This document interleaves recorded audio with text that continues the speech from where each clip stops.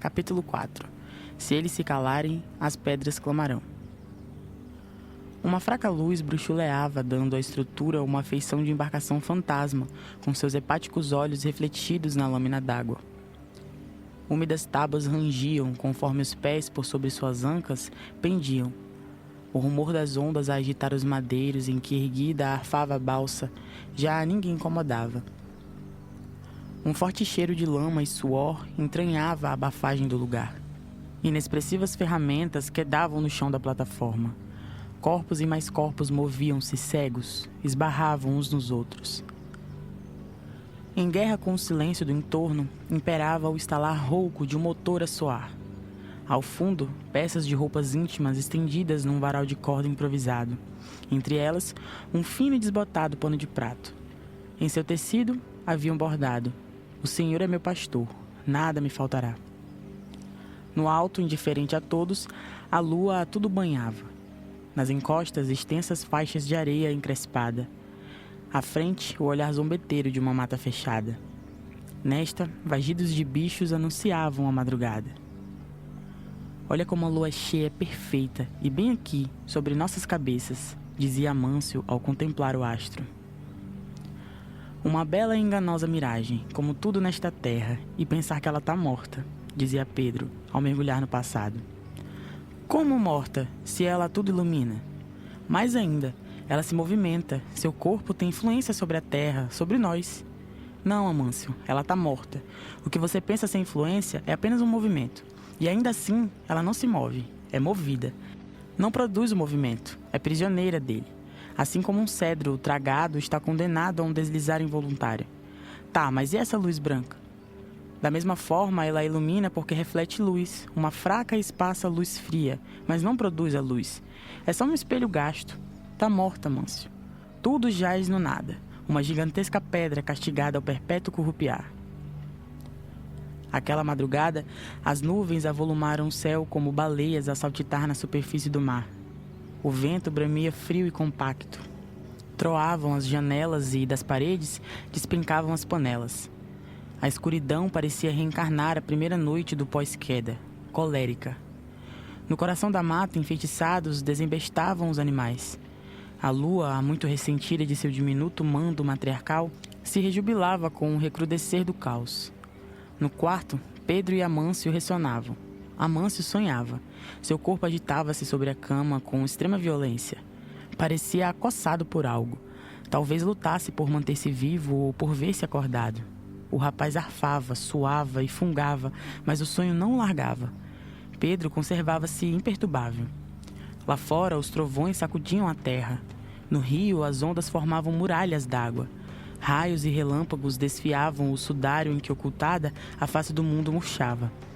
A estrutura da balsa pendia e rangia, e todos dormiam como os privilegiados a quem a morte chega sem sobressaltos. A paisagem do rio mudou do vinho para o vinagre. Da margem direita à margem esquerda, as balsas quase arrebataram do rio a liberdade. A comunidade assistiu a este assalto preocupada, mas suas mãos já estavam atadas.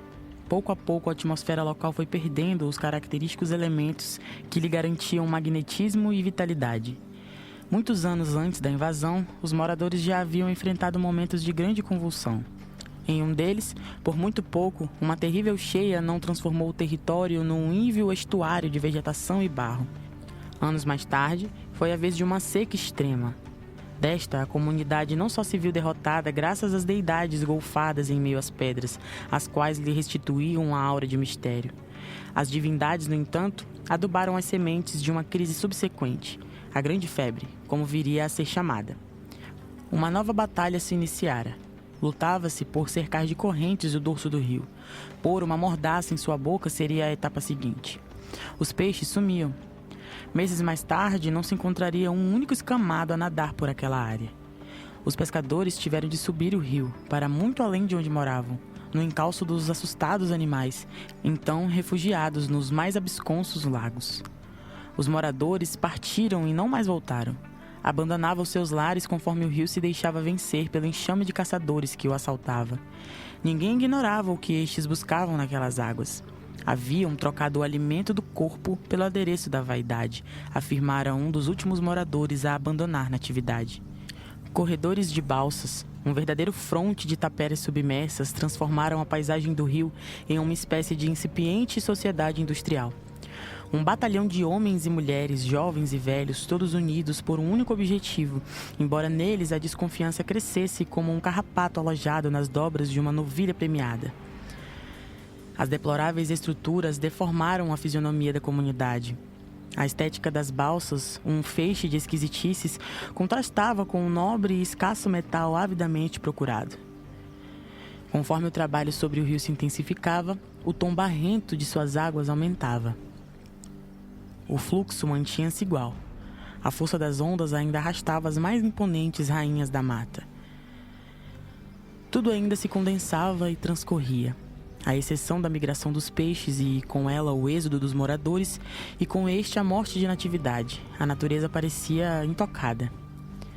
Mas as propriedades da linfa diminuíram. Apesar de ainda rugir como outrora, as águas antes fertilizadas começavam a apresentar os primeiros sinais de uma fragorosa perda de vitalidade. A salubridade desvanecia como nem em um pântano algo semelhante se via. Não demoraria, tudo pressagiava e uma nova tonalidade romperia. O rio fenecia. Um desesperado alarde dissipou a nuvem de tranquilidade em que se refugiavam os rapazes, embora nem totalmente despertos, nem em profundo sono afogados, o susto lhes arrancou da cama com tamanha violência que uma forte vertigem os atingiu em cheio, deixando-os ainda mais apreensivos com a consumição que se formava. Por toda a estrutura, pés apressados marchavam. Ao berro dos homens seguia-se o choro tempestuoso das mulheres. Um verdadeiro concerto pagão se iniciava. Embora as vozes se fizessem ouvir por toda parte, pouco ou nada se compreendia dos cantos emanados. Os rapazes não conseguiam distinguir se o caso era cômico ou dramático.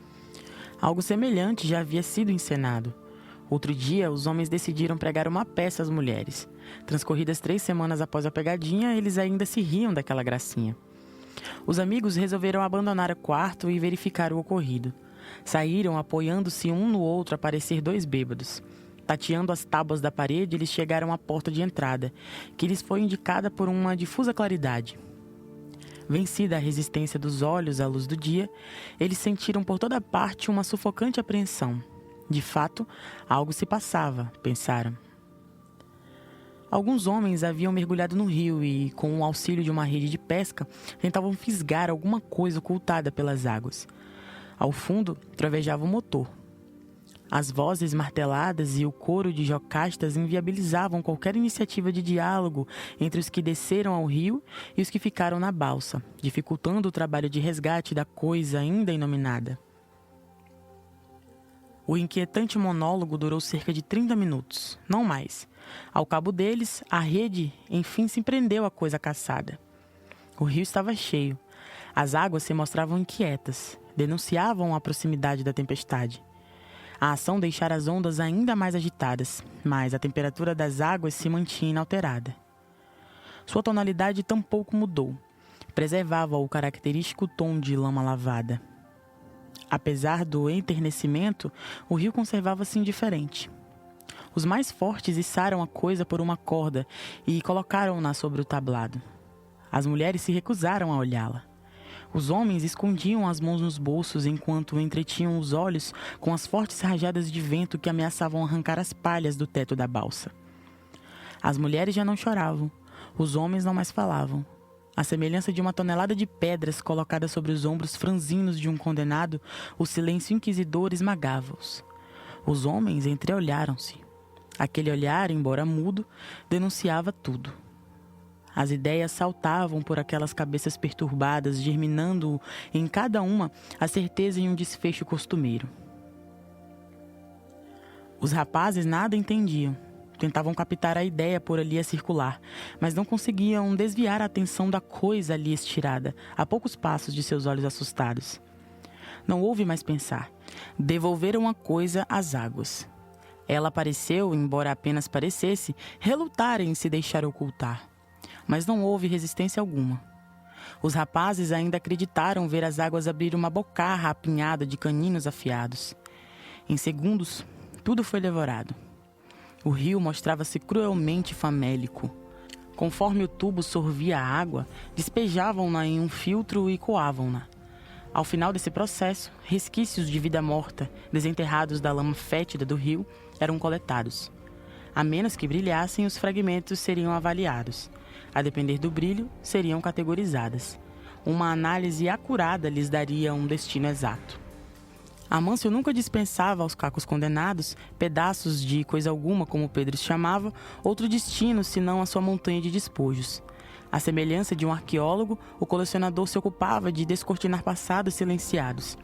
Algo de fascinante sempre se conserva nos restos há muito descartados. O mais insignificante deles havia de parecer ao rapaz um composto assombroso de 2 elementos sagrados: voracidade e imobilidade. Um dia, enquanto realizavam a manutenção do motor, os pés de Amâncio, pousados no fundo raso do rio, localizaram uma pequena e exótica garrafa. Embora fosse de vidro, estava intacta. Era de cor verde e possuía um curioso alto relevo. Por vários dias, o rapaz se ocupou de decifrar a história por trás do descarte da garrafa. Do dia de sua produção até o momento em que foi comprada e desfrutada, Amâncio tentava por todos os meios construir um enredo no qual o objeto ganhasse vida e com ele dialogasse. A maioria das pessoas supõe adquirir as quinquilharias cotidianas de forma aleatória, mas aquela garrafa havia sido produzida para um determinado homem ou para uma determinada mulher, com um propósito líquido e certo, embora por todos ignorado. Pedro não participava das distrações do amigo. Considerava todo aquele esforço coisa de desvairado, mas reconhecia o caráter sacro do chamado. De tudo, o rapaz desdenhava. Se Amâncio lhe dissesse é por certo uma garrafa de azeite oriental, Pedro logo se empenhava em desqualificar a tese, falseando detalhes e tornando crível a hipótese de ela ser uma garrafa de cachaça. Convencido, lá ficava Amâncio, a reescrever o enredo anteriormente esboçado. Ora, havia sido uma mulher a proprietária da garrafa, cujo alto relevo lhe deitara admiração na alma. Ora, um homem que, se mesmado, supôs pensar uma cerveja, a primeira por ele avistada. Passavam-se os dias, e Amâncio emperrado a esmiuçar o intrincado passado. Quando a diligência lhe pareceu encerrada, o perito o aguardou ansioso pelo amigo, que a uma festa se encaminhara. Ansiava por lhe apresentar o inquérito. Tudo colhido da mais atenta dissecação dos dados: forma do objeto, local no qual foi encontrado, possível tempo decorrido do descarte e o devido sequenciamento dos fatos. Pedro regressou da festa acompanhado. Trazia a Aurora, a de dedos de rosa. Elaborar meios de estender a euforia etílica para além da pouca idade e do parco dinheiro carregado passou a ser, de todas as habilidades do rapaz, a menos virtuosa. Então, viram algo? Um deserto. Um deserto, certo. E no rio? Nada, nem sapo. Tá claro, os cavaleiros têm muito que aprender. Colocaram as armadilhas? Como manda o regulamento. Uma em cada direção. Do jeito que as deixamos, elas estão. E 6 luzes já brilharam. Garanto a vocês que a 7ª não iluminará esse deserto. Tamanha será a chama que eu farei arder nesta madrugada. Canso de ver bulimento nessa direção e vocês vêm me dizer que não há nada. Eu não quero parecer bobo, mas acho que eles fazem isso de caso pensado. É só entrar na mata e pronto. Nem o orvalho cai. Nada de cantar, macaquear, esturrar, bicar, grasnar, voar. Vazia como a minha barriga. Vocês estão de gozação comigo, não estão? Não ouvimos ontem mesmo o som de galho se partindo no meio dessa mata? Ainda hoje não presenciamos um papaguear dos infernos vindo de lá? E agora é um deserto. Por certo, eles encontraram um buraco por onde se enfiar. Só pode. Não sei qual é o mistério, mas não tem nada lá. Juro pela minha avó morta e enterrada. Morta, você vai ver a caça que eu vou arrancar desse Saara. Te mostro como procede um homem em situações como essa. Mande as sentinelas conservarem a chama acesa. Hoje eu devoro qualquer um que estiver planejando a nossa queda. A maioria dos moradores já havia abandonado as suas casas. A família de Zeca foi a última a render-se. Ao compreender ser uma luta demasiado desigual, decidiram-se. Seguiriam os rastros deixados e encontrariam os vizinhos de comunidade. Por certo, já tinham encontrado uma terra onde morar. Já deviam de ter enfeitado o lugar. Padre Antônio já teria rezado uma missa pela prosperidade do novo lar? Ruth ficava a imaginar. Pedro resolveu continuar onde estava. Seus genitores condenaram a decisão. Viram muitos rapazes se perder, afogados em desilusão. Não haveriam de deixar perder-se o filho, tão cuidadoso e prestativo ele lhes era. Enquanto acomodavam os utensílios domésticos no corpo da canoa, os pais barganhavam com a providência o destino daquela ovelha. A mãe chamava a Virgem para que dissipasse da cabeça do filho a intenção de permanecer na comunidade. Mas o destino foi favorável aos desígnios contrários. Ninguém conseguiu convencer o rapaz a fugir daquela terra sitiada. Ruth chorava. Zeca via minar de sua alma uma decepção nunca antes represada. Amâncio também fica e a gente vai trabalhando para levar um pouco de comida para casa. O senhor sabe, não tem mais peixe. Não se encontra mais caça nessas matas. A fome devora a comunidade. Vovó já não vê, já não ouve, já não fala. Esaú e Jacó ninguém sabe. Mamãe devastada, o senhor cansado. Devo assumir minhas responsabilidades e vai ser aqui mesmo, com eles. Tem muito dinheiro correndo por aí. Preciso aproveitar, dizia Pedro enquanto Zeca afastava 2 lágrimas que sulcavam sua face. Isso não é trabalho, Pedro. E você sabe disso. Dinheiro correndo por aí. Ora, isso nunca nos fez falta. Só precisamos dos pescados, da caça, da nossa rocinha. Precisamos de uma terra nova. Aqui tá tudo morto. Não tem peixe, não tem bicho. A água já não serve. O rio foi vencido, Pedro. Se você fica, morre também. E nesse caso, meu filho, de nada vale o dinheiro que corre por aí. Foram as últimas palavras trocadas entre eles. Em uma tarde de maio, sol quente, rio calmo, canoa carregada, Ruth, Zeca e a avó deixaram Natividade, em busca de uma nova morada. Por fora, os olhos soluçavam de tristeza. Por dentro, excruciado, o coração rebentava. Em tempo algum, a avó pareceu tão enferma. Ali, espremida entre roupas gastas, panelas de barro e tarrafas, lembrava o Ajuricaba, um cachorro abandonado na comunidade, que lançava a todos que partiam um olhar triste, magoado, definhando de saudade do passado. Mas era já fato consumado, e o olhar de Ajuricaba, que nunca mais pousara sobre a família a qual muita caça levara, restando-lhe como paga os ossos, a pele e o casco, anuviou-se e, por fim, crepusculou. Ao alvorecer, abutres, varejeiras e vermes se banqueteavam a não poder mais. Pedro e Amâncio seguiram para a balsa nessa mesma tarde. Os olhos brilhavam de vigor e curiosidade. Uma sensação nova arrepiava a imaginação dos rapazes, mas eles não encontravam uma palavra com a qual expressá-la. Após muito deliberar, decidiram nomeá-la Liberdade. Padre Antônio falava dela. Lembra da Majestosa? A liberdade é o maior de todos os mistérios. Amâncio, tá acordado? Não, o que foi, Pedro? Qual foi mesmo o fim do sujeito que comprou aquela garrafa verde? O quê? É madrugada, cara, vai dormir. A gente precisa estar descansado para amanhã cedo correr céus e terras atrás de alguma caça, senão não consigo pregar o olho. Conta o caso do fulano lá, Amâncio, não custa nada. Bem, se é assim, a garrafa é mesmo de cachaça. Mas o sujeito não comprou ela enganado, longe disso. Ele queria ostentar, e ela era a mais chamativa do bar. Logo, ele comprou sem saber se era álcool ou refrigerante. É o que eu penso. Ele decidiu não perguntar. Podia causar uma má impressão. Não queria passar por brabo. Viu a garrafa, parecia mais cara. Tinha um dinheirão na carteira e uma vaidade ainda maior no coração. Comprou. Ele queria chamar a atenção das mulheres. E como queria. Pegou a garrafa, tirou do bolso um bolão de dinheiro, contou nota por nota e pagou. Todos arregalaram os olhos. Então, ele abriu a garrafa e desceu em direção ao barranco. Por certo, esperava que as mulheres fossem atrás dele. Não foram, mas ele foi seguido. Pensou que fossem elas. E não eram? Não eram elas. Eram homens, uns conhecidos do nosso amigo.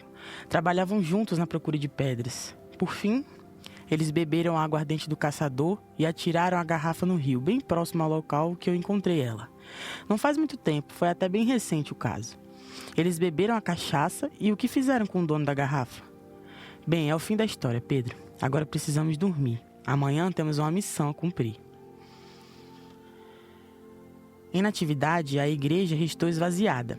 Os azulejos foram arrancados e transviados. Até dos bancos deram cabo. Não se sabe ao certo se Padre Antônio transladou todos os móveis e objetos sacros para a nova comunidade em que se instalara ou se a igreja fora saqueada pelos vigários do diabo.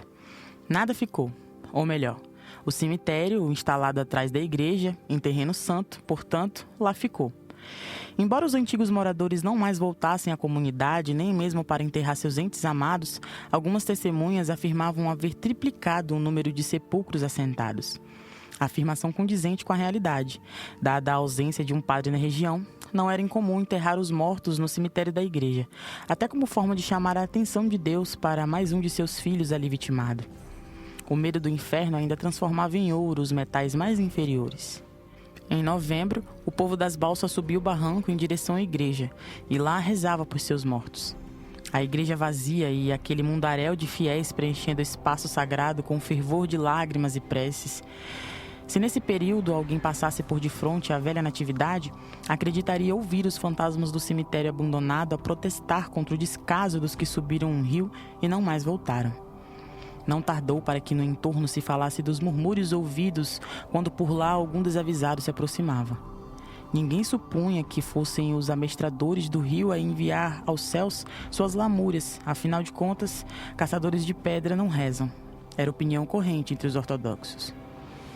Lá muitos foram depositados, cristão e pagão, católico e protestante, com e sem batismo. A cerimônia era a mais simples possível. Abriam-se um buraco na terra e nela semeavam um defunto coberto em trapos. Caixões não eram utilizados. As mulheres choravam enquanto os homens lançavam os 7 palmos em cima do desgraçado. Fazia-se uma cruz de cedro. Cravavam nela o nome do finado e fincavam na cabeceira do vermiário. Sem retórica, sem exéquias. Esse modo ímpio de sepultar os corpos explicava a tal ladainha dos fantasmas de natividade. Pois mortos e enterrados sem os devidos sacramentos, aqueles pobres diabos estavam condenados a rondar pela igreja à espera de um padre que lhes encaminhasse a alma e lhes concedesse o tão ansiado repouso no seio do patriarca. O número de caçadores decrescia exponencialmente. As pedras valiam bem mais, ninguém o negava, mas o valor pago matava a fome, e com a saciedade se expurgava a raiva. Todos a caçavam e elas, à semelhança dos peixes, escasseavam. Quanto mais desejadas, mais difíceis e inalcançadas. Trabalho e mais trabalho nas balsas e as pedras escapando feito bolhas de sabão. Pedro e Amâncio preocupavam-se. O dinheiro não mais corria. Faltava comida. Os peixes e os bichos pareciam ter firmado entre si um acordo de greve. Tudo deserto. No ar, um crescente receio. Sabia-se, o rio não era mais o mesmo. As águas já não saciavam. Antes evitavam utilizá-las para cozer as refeições. Depois, nem mais para lavar o chão elas foram procuradas. Todos os dias os rapazes desciam a costa e entravam nas matas em busca de caça. Passavam manhãs inteiras a correr de um lado ao outro da praia. Voltavam de mãos vazias. Nem um único tiro era desperdiçado. Nada havia naquela outrora povoada área. Nada, gritavam, angustiados. Nas balsas, panelas asseadas e divorciadas do fogão. As mulheres ansiavam pelo estampido da espingarda, o prenúncio de uma anelada volta ao passado. Ele nunca soava. As infelizes escondiam as faces entre as mãos calejadas e pranteavam resignadas. Clamavam à Virgem, rogavam aos céus por misericórdia, mas a fé era pouca e a graça rigorosa. Se ao longe as fervorosas avistavam Pedro e Amâncio, os cavaleiros do Apocalipse, como foram apelidados, cabisbaixos e de cestos folgados, elas nem mais esperavam. Levantavam-se, guardavam as panelas, apagavam o fogo e esconjuravam o maldito estardalhaço produzido pelo motor da balsa, que lhes enchia a alma de remorso. Então, Amâncio, vai ou não vai abrir o jogo? Questiona Pedro, ao ver o amigo arrumando trapos e cacos numa saca. Não aconteceu nada, Pedro. É mais um pressentimento, um conflito, não sei. Só sei que aqui eu não fico. Já passou da hora de voltar para casa, responde Amâncio. Mas assim, do nada, alguma coisa deve ser. É a falta de dinheiro? Olha, eu tenho pouco, mas se for o caso, posso te emprestar um trocado. Quando as coisas melhorarem, você me devolve. O que acha? Não preciso de dinheiro, Pedro, e as coisas aqui não vão melhorar. Você ainda não entendeu? Acabou, Pedro. Morreu tudo. Se a gente fica, morre também. Quer um conselho? Arruma tuas coisas e vamos embora daqui já. Eu não engulo essa resignação, Amâncio. Tem bode aí. Por que não me fala? Tive um sonho, Pedro, e é isso. Você pode até pensar que é uma grande bobagem minha, coisa de aluado, como você fala, mas eu me decidi. Isso aqui não é pra mim. E você sonhou com o quê, filho da lua? Disse Pedro, disfarçando um sorriso inconveniente. Viu só? Já tá me gozando. Não falo. Se é pra rir, melhor me deixar quieto arrumando minhas tralhas. Além disso, você não acreditaria mesmo? Você não acredita em mais nada, Pedro. Tá mais bruto que pedra lascada. Também não precisa avacalhar, Amâncio. Vai, conta logo esse teu sonho. E que diferença faz? O sonho é meu, não serve pra você. Como dizia meu avô, os sonhos são como cartas, têm destinatário exato. A diferença é que eu vou ficar sabendo, Bocó. Vai, conta logo. Agora você não sai daqui enquanto não me contar esse sonho. Se você insiste, aqui vai. Eu sonhei que acordava em meio a uma mata fechada, descalço, molhado, solitário. Era uma noite sem estrelas, sem luar. A floresta era um poço de escuridão. Fechar os olhos ou ficar com eles abertos não mudava nada. Era uma cena sinistra. Para melhorar o quadro, caía uma tempestade de arrancar montanha do solo. Eu não sabia se fugia da chuva gelada ou dos raios. Os dois caíam e feriam com a mesma intensidade. Árvores despencavam por todos os lados, ou por causa das lufadas de vento ou por obra dos raios. A única coisa visível era o clarão dos relâmpagos e tudo o que ele aclarava de relance. Assim eu pude identificar a mata em que vagava. Os uivos e esturros dentro dela eram de deixar qualquer cristão pálido de morte. Era tudo muito tenebroso. Tempestade?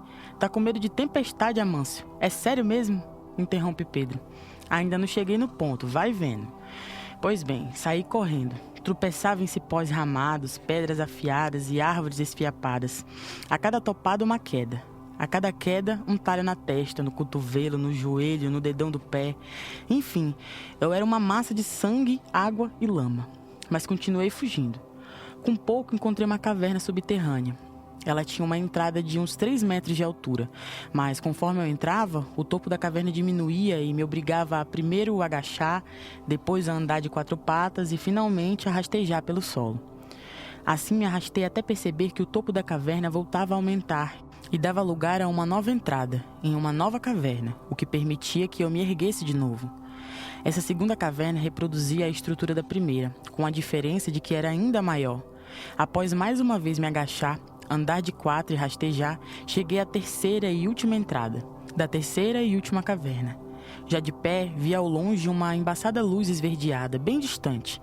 Tive medo, mas decidi ir até lá. Conforme eu caminhava, mais clara a luz brilhava e mais alto o teto da caverna ficava. Logo cheguei ao centro da caverna, onde tinha um grande lago de água cristalina. Olhei demorado para ele e vi grandes blocos de um mineral também verde. Não reconheci de imediato, pois era um minério grosseiro, mas eram esmeraldas em estado bruto. O lago, como toda a caverna, era cravejado de esmeraldas, daí o brilho verde ser tão forte. Esmeraldas! Eu não conseguia desviar os olhos das pedras, mas por ter corrido muito lá fora, senti uma sede danada. Resolvi descer ao lago e molhar a goela, além de matar a curiosidade de ver ele mais de perto. Me cheguei à beira do lago, me ajoelhei e mergulhei as mãos na água. Ela estava numa temperatura deliciosa, a sede só aumentou. Bebi daquela água como se nunca antes eu tivesse bebido água. No meu rosto, de ponta a ponta, um sorriso se abriu. Eu estava encantado. Senti um querer doido de olhar bem no fundo do lago esverdeado. Aí eu olhei e vi. Vi uma menininha morta, estirada lá no fundo do lago. Eu fiquei gelado da cabeça aos pés. Ela parecia uma estátua de sebo. Estava com a pele roxa e engelhada por causa da água. Fora isso, não tinha nenhuma marca em seu corpo. O sorriso se fechou no meu rosto. Tive medo e nojo daquelas águas, mas tive pena da menininha. Era tão linda. Ela estava deitada em cima de grandes blocos de esmeralda. Pareciam ter sido empilhados para servir de sepultura, uma cova adornada para a menininha. Tive ainda mais medo, até que... As rugas no rosto dela começaram a se mover. Pensei que fosse efeito de algum movimento das águas, mas todo o rosto da menininha começou a mudar. Ganhava outra forma.